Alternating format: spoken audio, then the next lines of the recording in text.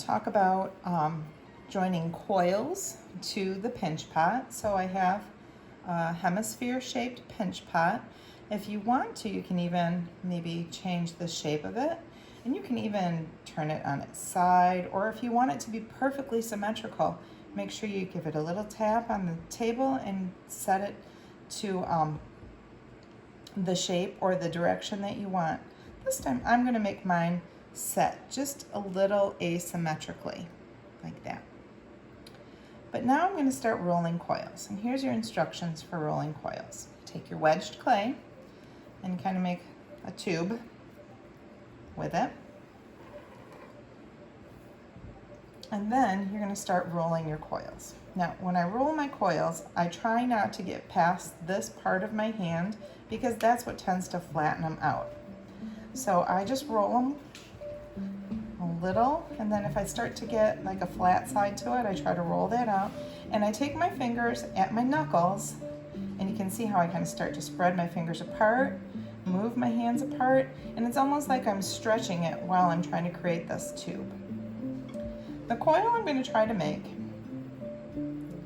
is going to be about the same thickness as the pinch pot that I have. And that's going to make everything go together better. It's going to keep the coils from drying too fast. If the coils were a little thinner than the walls, they would dry much faster than the pinch pot.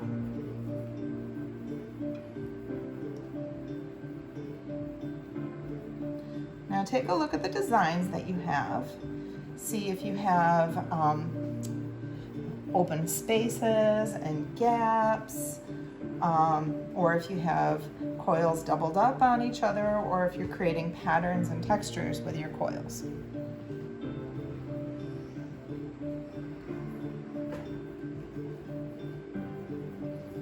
So this is the second construction method that you're going to be practicing with, and this is joining clay. And you saw the video on joining clay. And for these pinch pots, we want to see the coils that you use with the pinch pots. So we really want the coils to be visible. So you are going to need to use the slip and score method. So I'm going to very gently score the edge of the pinch pot. Any place where two pieces of clay are going to join together, you need to make sure that you score the surfaces. Pick it up, goes a little faster.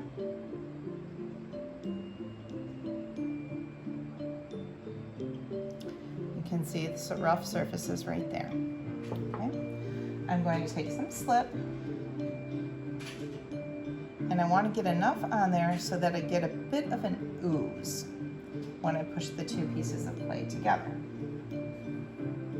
So it's not like I'm buttering it, it's like a light frosting.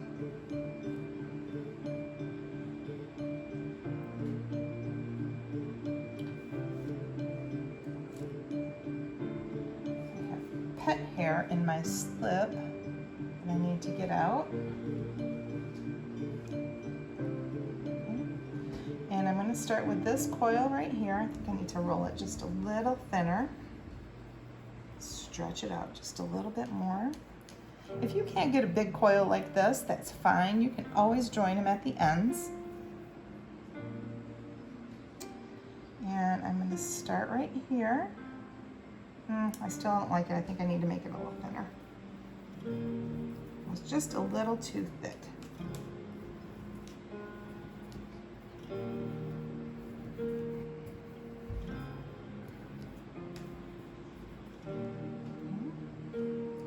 So now I'm going to attach it.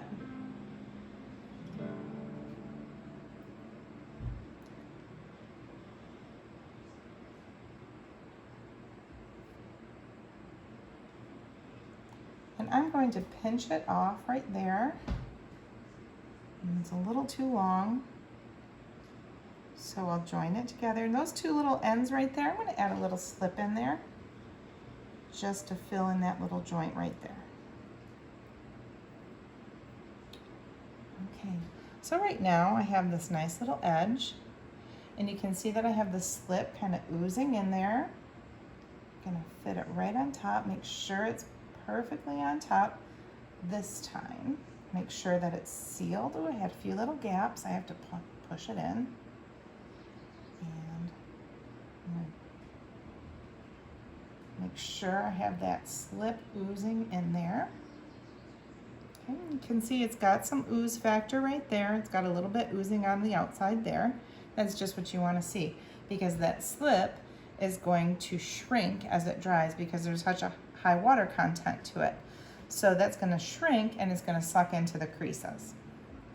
So now I'm going to add another coil.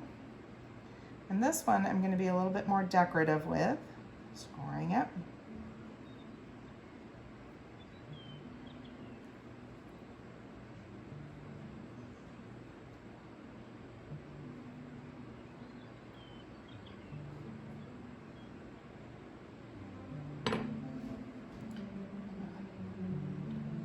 Flatten the end there. Add some slip.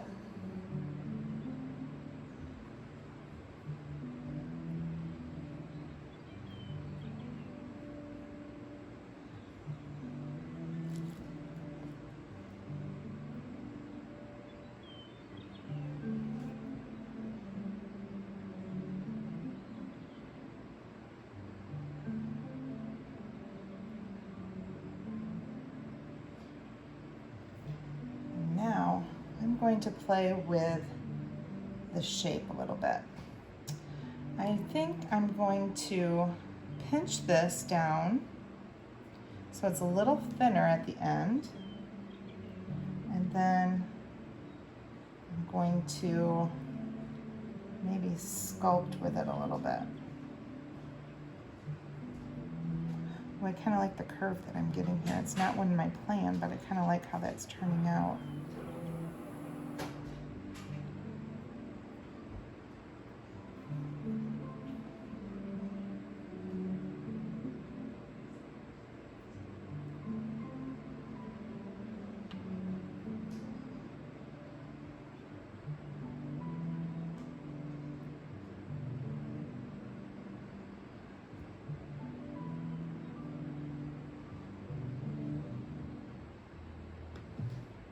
So I've got this strange shape right here, and I have to go to all the places that I want it to join together. I have to adjust a little bit. Put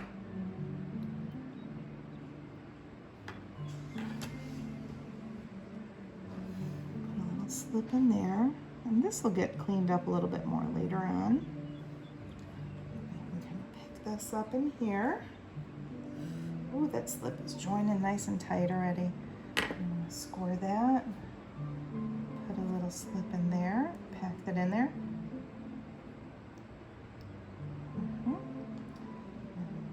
Attach that down there, and then I'm going to score where it touches here, get a little slip.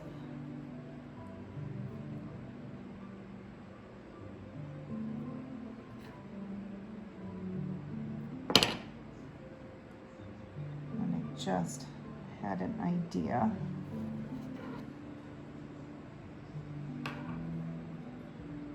Sometimes you get inspired while I'm working on something.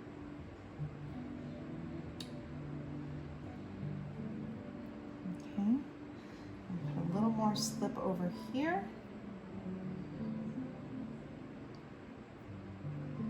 Okay, now I'm going to take another coil. You can see how I've got this very odd shape here, but I'm going to utilize, I'm going to move this a little bit more. I'm going to utilize this gap there.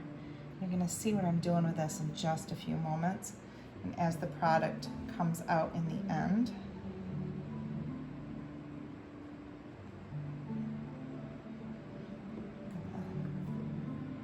Score. If it's easier, go ahead and score the coil, if that helps.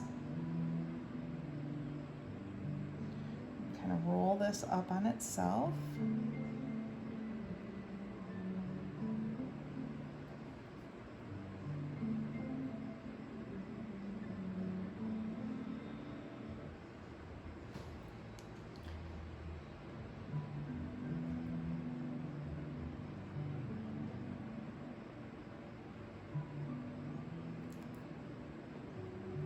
And I'm going to save a little extra clay there because I want to blend that in, but it's really hard to blend it in when the slip is really soft right there. I'm going to try and smooth out some coils here. Now this is a very simple form, but what I'm going to use this for is a paintbrush holder. So I can put my brush through that hole and it's going to hold it here, and I can use this as a water cup. Okay. So right now it's a little messy. I want to clean off my hands. And I want to try and get some of the big dents out of it. Make sure that there's slip in all of the little creases that need it. There's a little gap in there. Ooh, that's too much slip. So this is the leather hard cleaned up version. It took me about 20-30 minutes to clean this up. Usually takes you guys a little bit longer. I used a combination of my hands burnishing it, and I used a paintbrush in some of the small places, or a ceramic tool like this to get rid of little chunks. And I would take those little pieces that I took off and kind of put it in the spots where there might be a little dent. You can see there's still some little dents here. So it's important to get it as clean of a surface as possible. And you can see this here, what it looks like when it is leather hard. Now it's going to spend some time drying, between 7 and 10 days for it to dry. And then once it's fired, it will become bisqueware. And we're going to leave this as a bisque piece so you can see what it looks like from here and how it translates to bisqueware.